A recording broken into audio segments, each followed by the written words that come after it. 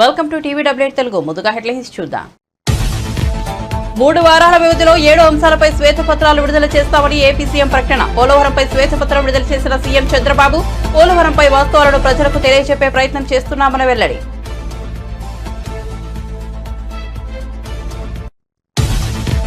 CM Revanth Reddy సమక్షంలో కాంగ్రెస్ లో చేరిన కాలే యాదయ్య. చేవెళ్ల నుంచి 268 ఓట్ల మెజార్టీతో గెలిచిన కాలే యాదయ్య ఇప్పటివరకు కాంగ్రెస్ లో చేరిన 6 ఎమ్మెల్యేలు.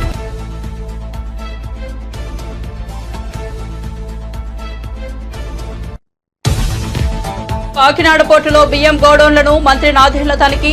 2 గోడౌన్లలో రేషన్ బియ్యం గుర్తింపు. పోర్టును అడ్డాగా చేసుకుని ద్వారంపూడి కుటుంబం రాజ్యమేలిందంటూ విమర్శలు.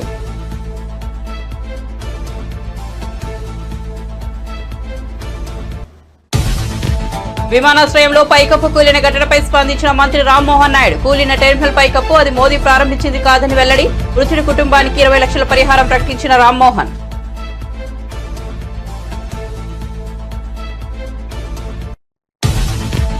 పీవీ జయంతి సందర్భంగా తెలంగాణ భవన్ లో నివాళులు అర్పించిన కేటీఆర్. చరిత్రపై చెరగని ముద్ర పీవీ అని వెల్లడి. పాఠ్య పుస్తకాల్లో పీవీ జీవిత చరిత్రను చేర్చాలని demand.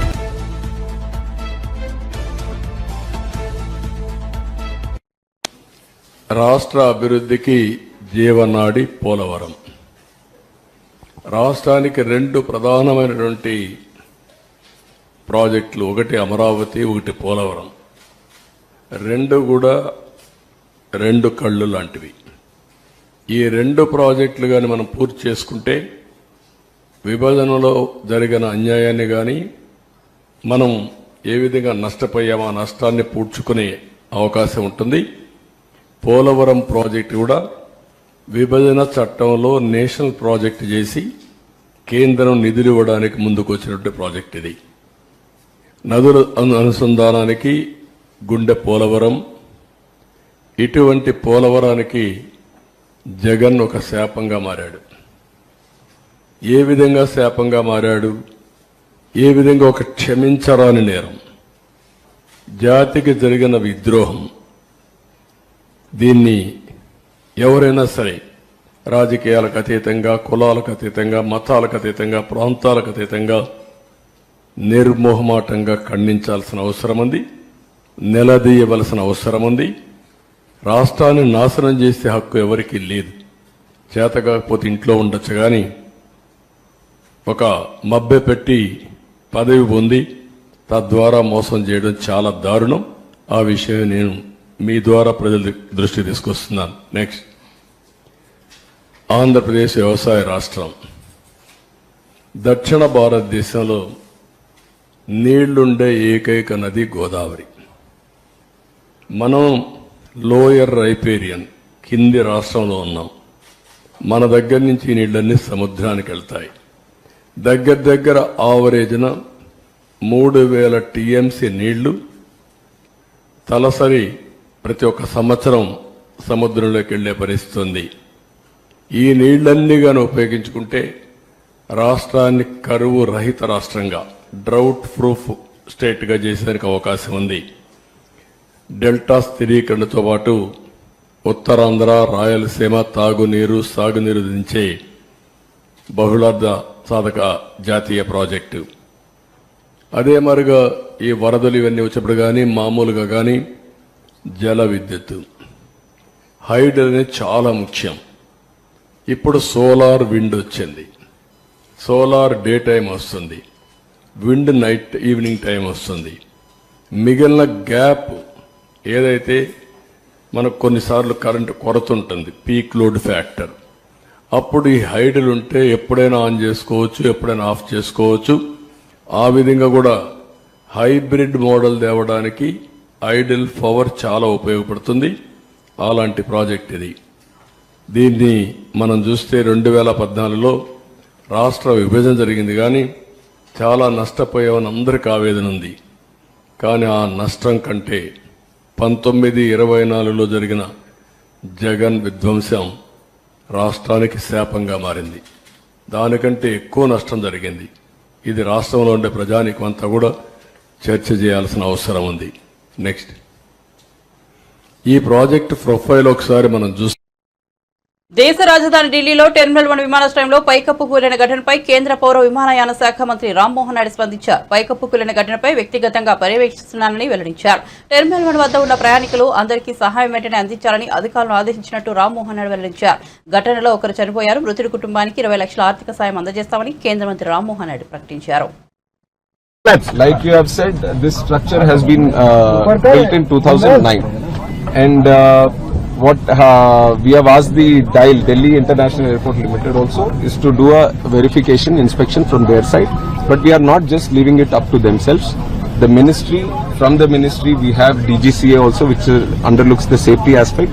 So they will also be supervisioning this inspection, and they will also give us a report. And from our ministry side, I can assure you that this is taken as a very serious incident also, not just in this airport, but across the country. Any airports that are with similar structures, we will have to go through them all again, and we will do a thorough checking of all the necessary airports that can come under our purview, and we'll take the necessary report, and we will see if there is a requirement for an independent body also.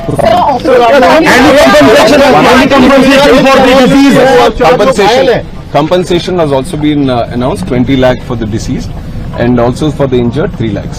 Opposition ये आरोप लगा रहा है कि जल्दबाजी में यहाँ पर इनॉग्रेशन किया गया था, तो इसके बारे में मैं क्लैरिफिकेशन दे दूं कि जो प्रधानमंत्री साहब जो इनॉग्रेट किया वो दूसरा बिल्डिंग है, दूसरी तरफ है.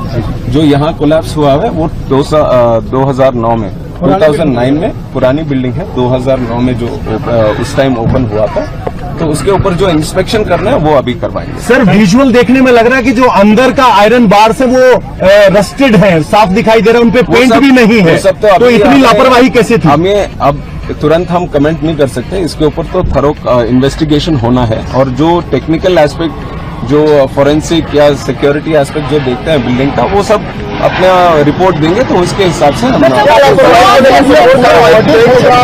गवर्नमेंट का इतना तो मैं बता सकता हूँ, this government will not tolerate any untoward attitude. अगर कहीं पे कुछ लापरवाही रहेगी तो ये सरकार जरूर उनको. What is your assessment? What could be the reason behind this collapse? That has to be. I just got to know in the morning, and since then we have been.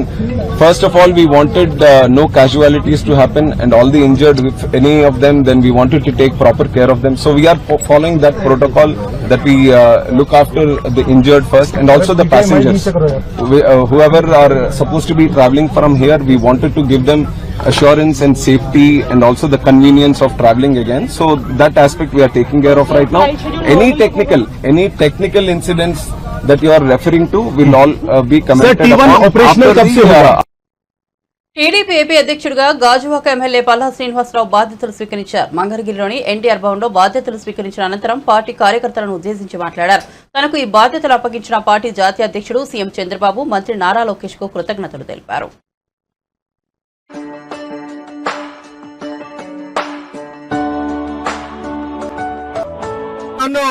Telugu Desam party రాష్ట్ర అధ్యక్షులుగా నియమించినటువంటి నా శక్తి సామర్థ్యాల పైన నమ్మకంతో ఈ బాధ్యత నా మీద పెట్టినందుకు మన తెలుగుదేశం పార్టీ జాతీయ అధ్యక్షులు ముఖ్యమంత్రి నారా చంద్రబాబు నాయుడు గారికి, అలాగే లోకేష్ బాబు గారి యొక్క నమ్మకాన్ని నేను ఉంచుకొని ఆ నమ్మకాన్ని ఒమ్ము కాకుండా ముందుకు వెళ్తానని చెప్పి ఈ సందర్భంగా తెలియజేస్తున్నా. ఈ రోజు నా ముందున్నటువంటి ప్రధానమైనటువంటి బాధ్యత ముఖ్యంగా కార్యకర్తల్ని వారికి సముచిత స్థానం కల్పించి, ముఖ్యంగా నామినేటెడ్ పదవుల ద్వారా ప్రభుత్వంతో భాగస్వామ్యం చేసి ముందుకు తీసుకెళ్లడమే నా ప్రధానమైనటువంటి బాధ్యతగా నేను మీకు ఈ సందర్భంగా తెలియజేస్తున్నా. అధికార పక్షం ఎన్ని ఇబ్బందులు పెట్టినా ప్రతిపక్షంగా ఓర్చుకుంటూ ప్రజా సమస్యల మీద పోరాటం చేస్తూ పార్టీ యొక్క సిద్ధాంతాలు కట్టుబడుతూ అధినాయకుడు యొక్క ఆలోచనల్ని ముందుకు తీసుకువెళ్తూ ఈ రోజు పార్టీ అధికారం తేవడం జరిగింది. ఈ వేదిక నుంచి ఈ రాష్ట్రంలో ఉన్నటువంటి ప్రతి తెలుగుదేశం పార్టీ కార్యకర్తకి, నాయకులకి తెలియజేసేది ఒకటే, మేము అనుక్షణం మీతోనే ఉంటాం. మీ భవిష్యత్తు మా బాధ్యతగా మీకు ఈ సందర్భంగా తెలియజేస్తున్నాం. అదే గత ప్రభుత్వం చూశారు, అధికారం అనేసరికి ప్రతిపక్ష నేతలను అనగొడదాం, వాళ్ళ మీద కేసులు పెడదాం, వాళ్ళని అధికారాన్ని అపహాసం చేస్తూ కేవలం ప్రతిపక్ష నేతలను అడగొట్టడానికే వాళ్ళ అధికారం వినియోగించారు. అందుకే ఈ రోజు ప్రజలు వాళ్ళకి బుద్ధి చెప్పి ఇంటికి పంపించారు. సోదరులారా, కనుకనే మనం ఇవన్నీ కూడా మనం దృష్టిలో పెట్టుకోవాల్సినటువంటి అవసరం ఉంది. గడిచిన 5 సంవత్సరాలుగా ఏవైతే రాజకీయ ప్రేరేపిత కేసులు ఉన్నాయో అవన్నీ కూడా 3 నెలల్లోనే తీపిస్తామని చెప్పి ఈ సందర్భంగా తెలియజేస్తున్నాం. మనం లెక్క తేల్చాల్సినటువంటి అవసరం కూడా ఉంది. ఉందా లేదా? ఏదైతే అధికారాన్ని దుర్వినియోగం చేసి ఇష్టానుసారం చేశారో వాళ్ళకి బుద్ధి చెప్తా. ఏపీ పౌర సరఫరాల శాఖ మంత్రి నాదెండ్ల మనోహర్ కాకినాడలో పర్యటించారు. కాకినాడ పోర్టు వద్ద బియ్యం గోడౌన్లలో తనిఖీలు చేపట్టారు. 2 గోడౌన్లలో రేషన్ బియ్యం ఉన్నట్టు గుర్తించారు. ఆ 2 గోడౌన్ల నుండి 4700 టన్నుల రేషన్ బియ్యాన్ని సీజ్ చేయాలని అధికారులను మంత్రి ఆదేశించారు. తన పర్యటనలో భాగంగా మంత్రి నాదెండ్ల మనోహర్ కాకినాడ జిల్లా కలెక్టరేట్లో సమీక్ష నిర్వహించారు. మాజీ ఎమ్మెల్యే ద్వారంపూడి చంద్రశేఖర్ రెడ్డి కుటుంబం కోసం ప్రభుత్వ శాఖలన్నీ పనిచేశాయని విమర్శించారు. గ్రీన్ ఛానల్ ఏర్పాటు చేసి కాకినాడకు 1000 లారీల బియ్యం తరలించారని, పోర్టును అడ్డాగా చేసుకుని ద్వారంపూడి కుటుంబం రాజ్యమేలిందని ఆరోపించారు. అయితే కూటమి ప్రభుత్వంలో అలాంటివి చెల్లవని, అధికారులు కూడా పద్ధతి మార్చుకోవాలని స్పష్టం చేశారు. 151 మండల్ లెవెల్ స్టాక్ పాయింట్లో 189 చోట్ల మాకు వేరియన్స్ కనపడింది. ఆ వేరియన్స్ ని బేస్ చేసుకుని ఎవరైతే సప్లయర్స్ స్టాక్ అందించారో వాళ్ళపైన 19 కేసులు ఆల్రెడీ నమోదు చేయడం జరిగింది. వాళ్ళని బ్లాక్ లిస్ట్ చేయడం కూడా జరిగింది. ఈ విధంగా మేము ఒక పారదర్శకంగా, ఎందుకంటే మన కాకినాడలోనే చూస్తున్నాం, మాఫియా మాఫియా అంటారు కానీ వ్యవస్థీకృత మాఫియా ఉంది మనకి ఇక్కడ. చిత్తూరు నుంచి కాకినాడ వరకు గ్రీన్ ఛానల్ నడిపించారు వాళ్ళు 2 రోజుల నుంచి. ఎక్కడ చూసినా లారీలు విపరీతంగా ఇక్కడికి వచ్చి కాకినాడ పోర్టుని ఒక అడ్డాగా మార్చుకుని ఒక కుటుంబానికి లబ్ధి జరిగే విధంగా రాష్ట్ర వ్యాప్తంగా దోపిడీ జరిగిపోయింది. ఎంత దుర్మార్గంగా వ్యవహరించారంటే పేదవాడి పొట్టగొట్టి ఈ ఆహార మాఫియా సృష్టించి ప్రతి మండలంలో కూడా వీళ్ళు ధాన్యం సేకరించుకుని ప్రభుత్వం 39 రూపాయల పర్ కిలో బియ్యం అందిస్తుంటే 7 రూపాయలకి, 8 రూపాయలకి, 10 రూపాయలకి వీళ్ళు కిలో కొనేసి ఎక్స్పోర్ట్ చేసుకుని 1000 కోట్ల రూపాయలు సంపాదించారు. ఉదయం నుంచి క్షేత్రస్థాయిలో అనేక ప్రాంతాల్లో సిబ్బంది ఏర్పాటు చేసి, టీమ్స్ ఏర్పాటు చేసి 10 చోట్ల దాడులు జరుగుతున్నాయి. ఇది కొనసాగుతాయి. ఆ మార్పు తీసుకొచ్చే వరకు ఖచ్చితంగా క్షేత్రస్థాయిలో ప్రతి ఒక్కరూ ప్రభుత్వ విధానానికి అనుగుణంగా పారదర్శకంగా నిజాయితీగా పనిచేస్తేనే వీళ్ళు వ్యవస్థలో ఉంటారు. అది ఎవరైనా ఉండొచ్చు. అధికార యంత్రాంగం కూడా వీళ్ళకి సహకరించింది గతంలో, ఇప్పుడు జరగదు. కేవలం ఒక ద్వారంపూడి కుటుంబానికే మేలు జరిగే విధంగా వ్యవస్థను మొత్తం మారిస్తే మాత్రం ప్రభుత్వం దానికోసం కాదు. అంతిమంగా రైతుకు లబ్ధి కలగాలి, వినియోగదారుడికి నిజాయితీగా మేము చేసే సరఫరా భరోసా కల్పించాలి. దీంట్లో ఎక్కడ కూడా కాంప్రమైజ్ ఉండదు. 100% మేము తీసుకోవాల్సిన చర్యలు తీసుకుంటాం. వీళ్ళపైన క్రిమినల్ కేసులు రిజిస్టర్ చేస్తాం. ఎవ్వరు ఇటువంటి అవకతవకలు పొరపాట్లు చేసినా ఎక్కడ కూడా సహించాం. రైతులకి మేము అందించాల్సిన ధాన్యం కొనుగోలు డబ్బుల విషయంలో నేను ఈరోజు ఒక సమాచారం మాత్రం మీ దృష్టికి తీసుకొస్తాను. సివిల్ సప్లైస్ కార్పొరేషన్ ద్వారా గత ప్రభుత్వం 36,300 కోట్ల రూపాయలు అప్పులు చేశారు. అసలు ఊహించలేము మనం. అన్ని కార్పొరేషన్లో కూడా నంబర్ 1 స్థానాన్ని తీసుకెళ్లారు మేము మమ్మల్ని అప్పుల్లో. 36,300 కోట్ల రూపాయలు అప్పులు చేసి రైతులకు మాత్రం 1,600 కోట్ల రూపాయలు బకాయిలు వదిలేసి వెళ్ళిపోయారు. ఇది వాళ్ళ నిజాయితీ. 251 మండల్ లెవెల్ స్టాక్ పాయింట్లో 189 చోట్ల మాకు వేరియన్స్ కనపడింది. ఆ వేరియన్స్ ని బేస్ చేసుకుని ఎవరైతే సప్లయర్స్ స్టాక్ అందించారో వాళ్ళపైన 19 కేసులు ఆల్రెడీ నమోదు చేయడం జరిగింది. వాళ్ళని బ్లాక్ లిస్ట్ చేయడం కూడా జరిగింది. ఈ విధంగా మేము ఒక పారదర్శకంగా, ఎందుకంటే మన కాకినాడలోనే చూస్తున్నాం,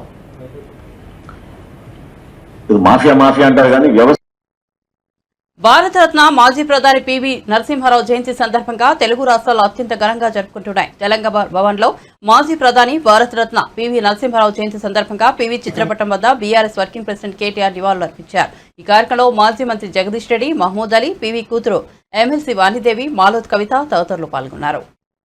పరిస్థితుల్లో ఆనాడు ఆర్థికంగా పతనమైన పరిస్థితుల్లో ఒక ప్రధానమంత్రి పదవి అధిష్ఠించడం జరిగింది. కానీ ఈరోజు వెనక్కి తిరిగి చూసుకుంటే బిఫోర్ పీవీ ఆఫ్టర్ పీవీ అన్న స్థాయిలో 1991-96 ఆ కాలం ఏదైతే ఉన్నదో 5 ఏళ్ల కాలం భారతదేశ ఆర్థిక వ్యవస్థను, ఆర్థిక ముఖ చిత్రాన్నే మార్చిన ప్రధానమంత్రిగా పివి నరసింహారావు గారి పేరు ఎవరైనా సరే తలుచుకోక తప్పదు. ఒక రాజకీయాలతో సంబంధం లేని మన్మోహన్ సింగ్ గారిని తీసుకొచ్చి ఆర్థిక మంత్రి చేసి తర్వాత విప్లవాత్మకమైన ఆర్థిక సంస్కరణలు తీసుకొచ్చి పూర్తి స్థాయిలో ఈ దేశం మరి సంస్కరణల బాట వైపు నడిపించిన మహానుభావుడు గౌరవనీయులు పివి నరసింహారావు గారు. 16 భాషల్లో అఖండమైన పట్టున్న, కొన్ని సందర్భాల్లో మౌనమే తన భాషగా నడిపిన చతురుడు, రాజనీతిజ్ఞుడు పివి గారు. పివి నరసింహారావు గారి వ్యక్తిత్వం కానీ, ఆయన బహుముఖీనమైన ప్రజ్ఞాపాఠవాలు కానీ దగ్గర నుండి చూసిన వారి కుటుంబానికి కానీ, వారి అభిమానులకు కానీ, ప్రజలకు కానీ బాగా తెలుసు. ఒక కవిగా, కథకుడిగా, సాహిత్యపరుడిగా, అదేవిధంగా అఖండమైన సామాజిక స్పృహ ఉన్న నాయకుడిగా, ఒక సంస్కరణశీలిగా పివి నరసింహారావు గారిని చరిత్ర ఎన్నటికీ కూడా మర్చిపోదు. తప్పకుండా భారతదేశం ఎంతకాలం అయితే ఉంటుందో అంతకాలం కూడా పివి నరసింహారావు గారి పేరు సుస్థిరంగా భారత ప్రజల గుండెల్లో నిలిచి ఉంటుంది. సంస్కరణశీలి అని నేను ఊరికే అనలేదు. ఆనాడు ముఖ్యమంత్రిగా భారతదేశమే అచ్చరు పొందే విధంగా తాను స్వయంగా పెద్ద భూస్వామ్య కుటుంబం నుంచి వచ్చిన తన సొంత భూమి 100 ఎకరాలు, దాదాపు 800 ఎకరాలు ఆనాడు భూ సంస్కరణలో భాగంగా తాను ముందుండి, చారిటీ బిగిన్స్ ఎట్ హోమ్ అంటారు, తాను ముందుండి తన కుటుంబానికి సంబంధించిన 800 ఎకరాలను ప్రభుత్వానికి దారాదత్తం చేసి దేశానికి ఆదర్శంగా నిలబడ్డ నాయకుడు శ్రీ పివి నరసింహారావు గారు. తర్వాత విద్యారంగంలో ఒక అవకాశం వస్తే హెచ్ఆర్డి మినిస్టర్గా నవోదయ పాఠశాలలు పెట్టిన, గురుకులాలు పెట్టి ఇవాళ అద్భుతమైన పిల్లలకు వాళ్ళ భవిష్యత్తుకు బంగారు బాటలు వేసిన దాని ఆలోచన కూడా, దానికి పూర్తి క్రెడిట్ కూడా పివి నరసింహారావు గారు. చివరికి ఒక దశలో భారతరత్న మాజీ ప్రధాని పివి నరసింహారావు జయంతి సందర్భంగా మంత్రి కోమటిరెడ్డి వెంకటరెడ్డి ఆయన సేవల్ని గుర్తు చేసుకున్నారు. హైదరాబాద్ నెక్సెట్ రోడ్లోని పివి ఘాట్లో పుష్పాంజలి ఘటించారు. పివి తెచ్చిన సంస్కరణలు చారిత్రాత్మకమైనవని ఆయన కొనియాడారు. తెలుగుదనానికి నిజరూపం. భాషలు 16 భాషలు మాట్లాడగలిగిన, తెలుగులో చక్కగా మాట్లాడుతూ ఒక తెలంగాణ బిడ్డ దేశ ప్రధానిగా 5 సంవత్సరాల పాటు ఎవరు ఊహించని నిధిలో సంకీర్ణ ప్రభుత్వాన్ని నడిపించి ఆర్థిక సంస్కరణలు తీసుకొచ్చి మన్మోహన్ సింగ్ గారిని ఫైనాన్స్ మినిస్టర్గా పెట్టుకొని, అంతకుముందు మన దేశ పరిస్థితి ఎట్లుందంటే మన దేశం ఆఖరి గోల్డ్ కూడా విదేశాలలో పెట్టి తీసుకుని వచ్చే పరిస్థితి నుంచి ఈరోజు మాట్లాడుతున్న ప్రభుత్వ పెద్దలు 5 ట్రిలియన్ 6 ట్రిలియన్ మాట్లాడే ఎకానమీ దాకా వచ్చిందంటే అది మన తెలంగాణ ముద్దుబిడ్డ పివి నరసింహారావు గారి ఆయన ముందు చూపు. ఆ రోజు మన దేశం మీద ఆయనకున్న పరిజ్ఞానం, ఆయనకున్న మేధావి, ఆయనకున్న ఆలోచన విధానంతోనే ఈరోజు ఈ విధమైన భారతదేశం ఈ విధంగా ప్రపంచంలోని 3వ ఆర్థిక పరిపుష్టి దేశంగా డెవలప్ అవడానికి మూల కారకుడు పివి నరసింహారావు గారు. వారి 103వ జయంతి సందర్భంగా వారికి నివాళులు అర్పిస్తూ, వారికి ఆత్మశాంతి కలగాలని భగవంతుని ప్రార్థిస్తూ, అలాగే వారి భారతరత్న వారికి ఇవ్వడం కూడా చాలా సంతోషకరమైన విధంగా. పివి నరసింహారావు గారు అంటే భూ సంస్కరణలు ముఖ్యమంత్రిగా ఉన్నప్పుడే భూ సంస్కరణలు చేపట్టిన వ్యక్తి. అప్పటి ఎవరు మాట్లాడలే. భూ సంస్కరణలు చేపట్టిన వ్యక్తి తనకున్న భూమిని కూడా పేదలకు దానం చేయడం, ఆ రోజు మొదలుపెట్టిన ఆయన ప్రస్థానం నిజంగా ఈరోజు మేము గర్వంగా చెప్పుకుంటాం. మా కాంగ్రెస్ పార్టీ నాయకుడు ఇవాళ ప్రపంచంలో భారతదేశాన్ని ఈ స్థాయికి తీసుకొచ్చిందని చెప్పి పివి నరసింహారావు గారు. వారి కుటుంబ సభ్యులు గతంలో రాజీవరావు కూడా ఎంపీగా ఉండే, ఇంకో కుమారుడు రంగారావు గారు కూడా మినిస్టర్గా ఉండే, అలాగే ప్రభాకర్ రావు గారు, ఇప్పుడు వాణి గారు ఎమ్మెల్సీగా ఉండడం, తప్పకుండా ఈరోజు మా ముఖ్యమంత్రి గారు కొన్ని అనివార్య కారణాల వల్ల అక్కడ ఉండి రాలేక మేమందరం పోతున్నామని చెప్తే మీ పేరండి అని చెప్పి తప్పకుండా అక్కడ కూడా వాళ్ళు కార్యక్రమాన్ని ఏర్పాటు చేసుకున్నారు. ఏది ఏమున్నా సరే తెలుగు జాతి అలాగే భారతదేశం ఎప్పుడు కూడా పివి నరసింహారావు పేరు మర్చిపోరు. ఎందుకంటే పివి నరసింహారావు గారు లేకుంటే ఈరోజు ఇవాళ దేశం ఇట్లుండని ఒకసారి భయం వేసి ఆలోచించుకుంటే. ఆయన మేధావి. బీఆర్ఎస్ పార్టీకి మరో షాక్ తగిలింది. వరుసగా ఎమ్మెల్యేలు అధికార కాంగ్రెస్ పార్టీలో చేరుతున్నారు. తాజాగా చేవెళ్ల ఎమ్మెల్యే కాళీ యాదయ్య కాంగ్రెస్ కండువా కప్పుకున్నారు. ఢిల్లీలో ముఖ్యమంత్రి రేవంత్ రెడ్డి సమక్షంలో ఆయన అధికార పార్టీలో చేరారు. ఇప్పటికే జగిత్యాల ఎమ్మెల్యే సంజయ్ కుమార్, తెలంగాణ మాజీ స్పీకర్ బాన్సువాడ ఎమ్మెల్యే పోచారం శ్రీనివాసరెడ్డి కాంగ్రెస్ పార్టీలో చేరారు. ఇప్పటి వరకు 6 బీఆర్ఎస్ ఎమ్మెల్యేలు కాంగ్రెస్ లో చేరారు. కాళీ యాదయ్య చేవెళ్ల నుంచి వరుసగా 3వ గెలిచారు. 2014లో ఆయన కాంగ్రెస్ పార్టీ నుంచి విజయం సాధించారు. ఆ తర్వాత బీఆర్ఎస్ లో చేరారు. 2018, 2023 అసెంబ్లీ ఎన్నికల్లో బీఆర్ఎస్ తరపున విజయం సాధించారు. గత ఎన్నికల్లో సమీప కాంగ్రెస్ అభ్యర్థి భీమ్ భరత్ పై 268 ఓట్ల తేడాతో విజయం సాధించారు. సీఎం రేవంత్ రెడ్డితో పాటు ఆయన కేబినెట్ లోని మంత్రులందరూ ఏది అడిగినా తమకు తెలియదు, సంబంధం లేదు అంటున్నారు. ఇది ప్రజాపాలన లేక దుగ్గుల పాలన? తెలంగాణలో ఫేక్ ప్రభుత్వం నడుస్తోంది అనడానికి ప్రస్తుత ముఖ్యమంత్రి, మంత్రుల పరిస్థితిని చూస్తే అర్థమవుతుందని BRS party social media convener Manne Krishank fire అయ్యారు. తెలంగాణ భవన్ లో మన్నె క్రిషాంక్ మీడియాతో మాట్లాడారు. కాంగ్రెస్ ప్రభుత్వంలో ఉన్న మంత్రులు కేవలం డమ్మీలుగా ఉన్నారా? వారి నిర్ణయాలు డమ్మీలుగా ఉన్నాయా? అధికారులు మంత్రులకు చెప్పడం లేదా తప్పించుకునేందుకు మంత్రులే సాకులు చెబుతున్నారా? అసలు సీఎం రేవంత్ రెడ్డి ఏం చేస్తున్నారని మన్నె క్రిషాంక్ నిలదీశారు. ఏమైంది? బాల్క సుమన్ గారు పోయి మా ఎమ్మెల్యే గారిని కలుస్తానంటేనే అరెస్ట్ చేసేసిర్రు. గంత భయమా? ధర్నా కూడా కాదు అదైతే. పోయి మాట్లాడతానన్నారు. ఎందుకన్నా మీరు ఎందుకు పోతున్నారో ఏదో తెలుస్తుంది, ఇది రూమరా నిజమా అని పోయిరు కలవడానికి. వారు ఒక ఎంపీగా పనిచేసిర్రు, ఎమ్మెల్యేగా పనిచేసిర్రు, విప్పు కలవడానికి వెళ్తే అరెస్ట్ చేసిర్రు. కోర్టుకు పోయి బెయిల్ తీసుకోవాల్సిన పరిస్థితి. గింత భయం ఎందుకు ఇంద్రమ్మ పాలనలా? గింత భయం ఎందుకు ప్రజాపాలనలా?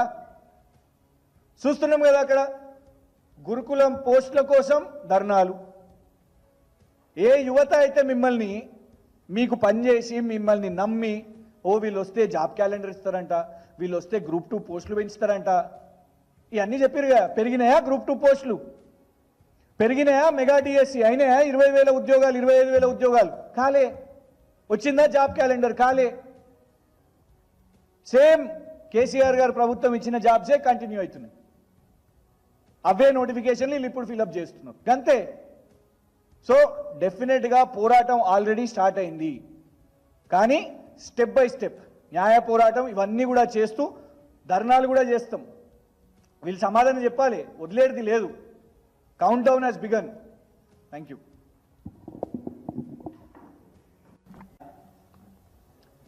అధికారులు వాళ్ళకి చెప్తలేరా, లేదంటే మంత్రులే తప్పించుకోవడానికి ఈ సాకులు చెప్తున్నారా? మొన్నటికి మొన్న ఎక్సైజ్ శాఖ మంత్రి జూపల్లి కృష్ణారావు గారు వారికి సమాచారం లేకుండానే సోమ్ డిస్టిలరీస్ అనే నకిలీ బీర్లు చేసే ఒక సంస్థ, చిన్నపిల్లలను పెట్టి ఫ్యాక్టరీల్లో వ్యాపారం చేసే సంస్థ, 100 కోట్ల ప్రభుత్వ బ్యాంకుల నుంచి ఖజానా నుంచి రుణాలు తీసుకున్న సంస్థ, అట్లాంటి సంస్థకు అనుమతులు ఇచ్చినప్పుడు కనీసం సమాచారం కూడా లేదని జూపల్లి కృష్ణారావు గారు చెప్తారు. హోంమంత్రి కమ్ రాష్ట్ర ముఖ్యమంత్రి, ఎందుకంటే హోంమంత్రి లేరు, రేవంత్ రెడ్డి గారి దగ్గరనే ఉన్నది అది.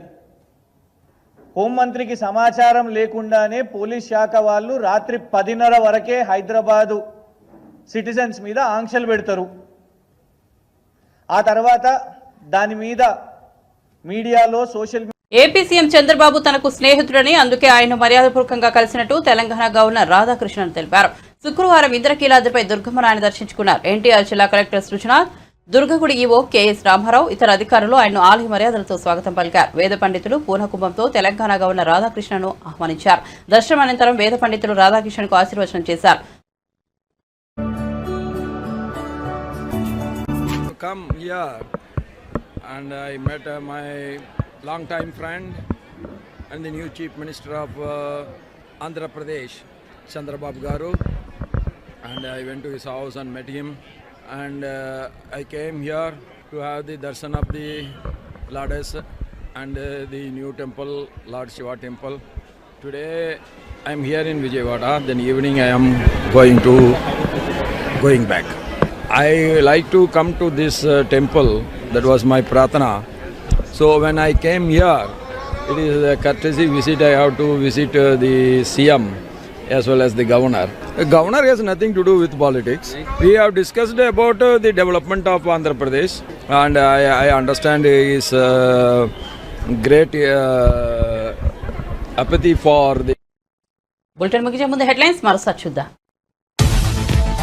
3 వారాల వ్యవధిలో 7 అంశాలపై శ్వేతపత్రాలు విడుదల చేస్తామని ఏపీ సీఎం ప్రకటన. పోలవరంపై శ్వేతపత్రం విడుదల చేసిన సీఎం చంద్రబాబు పోలవరంపై వాస్తవాలను ప్రజలకు తెలియజెప్పే ప్రయత్నం చేస్తున్నామని వెల్లడి.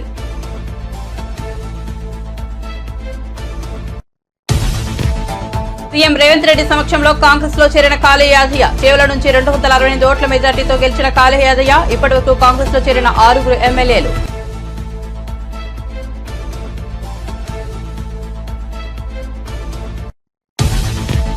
కాకినాడ పోర్టులో బియ్యం గోడౌన్లను మంత్రి రాజేంద్ర తనిఖీ. 2 గోడౌన్లలో రేషన్ బియ్యం గుర్తింపు. పోర్టును అడ్డంగా చేసుకుని ద్వారంపూడి కుటుంబం రాజ్యమేలిందంటూ విమర్శలు.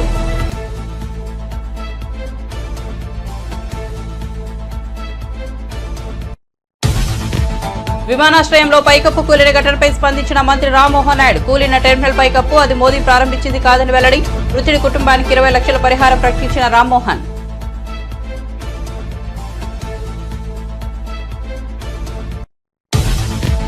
పీవీ జయంతి సందర్భంగా తెలంగాణ భవన్లో నివాళులర్పించిన కేటీఆర్. చరిత్రపై చెరగని ముద్ర పీవీ అని వెల్లడి. పాఠ్య పుస్తకాల్లో పీవీ జీవిత చరిత్రను చేర్చాలని డిమాండ్.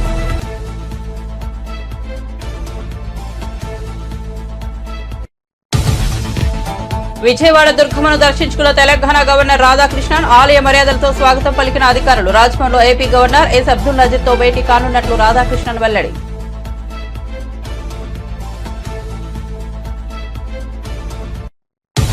మరిన్ని అప్డేట్స్ కోసం చూస్తూనే ఉండండి టీవీ డబ్ల్యూఎయిట్ తెలుగు.